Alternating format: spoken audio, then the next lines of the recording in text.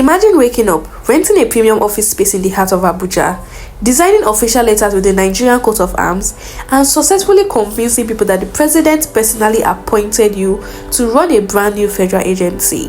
It sounds like a script from a Hollywood movie, but it is exactly what a high-level syndicate just pulled off in Nigeria. The Nigerian police force has cracked open a mind-blowing fraud case involving a completely fabricated federal office called the Presidential Foreign Intervention Promotion Council. Before the law caught up with them, this fake agency had already successfully swindled unsuspecting victims and local investors out of a staggering 1.3 billion naira. Let's skip the heavy legal jargon and break down how this modern-day con artist successfully cloned Aso Rock, how they got caught, and what it teaches us about tracking down red flags. The masterminds behind this multi-billion-naira operation did not just run a basic internet scam. They built a physical corporate illusion. Led by a suspect identified as Adeniyi Adeyemi, the group executed a 3-step blueprint to look 100% authentic. 1. The premium office.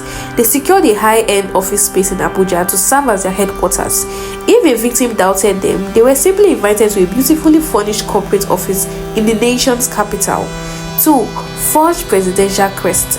The syndicate manufactured fake letterheads, official stamps, identity cards, and appointment letters bearing forged signatures of top presidency officials. 3. The hook. They claimed their council was a newly created, highly exclusive presidential initiative tasked with allocating lucrative international intervention funds and federal project contracts. Once the stage was set, the syndicates went fishing for wealthy targets. They approached local business owners, contractors, and foreign investors with a simple proposition. If you want a slice of this massive multi-million-dollar international intervention fund, you just need to pay an upfront clearance and administrative fee. Because the office looked real, the document looked official, and the handler spoke with absolute corporate authority, victims fell for the trap. Upfront payments poured in and eventually crossing the 1.3 billion naira mark. Instead of receiving contracts, the investors were met with endless delays. Realizing they had been ghosted, a group of victims quietly petitioned the police. When detectives from the Nigerian police force stormed the Abuja headquarters, they uncovered a goldmine of forged natural secrets. Operatives recovered dozens of forged presidential appointment letters, fake contract award certificates, official seals mimicking Aso Rock clearance stamps.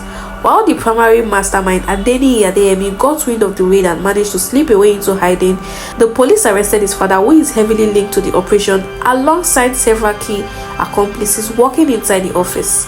A massive national manhunt has now been officially declared to bring Adeyemi to justice.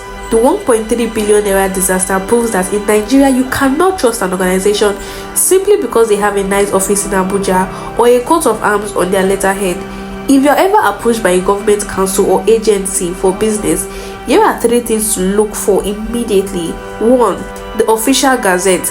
Every single genuine federal ministry, department, agency, or presidential council created in Nigeria must be backed by an act of the National Assembly or an official government gazette. If it isn't listed in the official federal records, it does not exist. 2. Upfront fees for contracts. The Nigerian Public Procurement Act strictly forbids demanding upfront administrative cash payments from contractors before bidding or receiving government contracts. If an agency asks you to pay money to approve a fund, run. 3. The .gov.ng digital check. Real government agencies communicate digitally using .gov.ng email. Real government agencies communicate digitally using .gov.ng email addresses and websites. If a director general is sending you official investment letters via a standard Gmail address or a basic .com website, you are looking at a clone. The hustle in the political capital is getting highly sophisticated. Keep your eyes open, double check every paper, and protect your hard-earned money. How do you think a fake agency could operate in Abuja and clear 1.3 billion naira without being noticed earlier? Drop your thoughts in the comments below.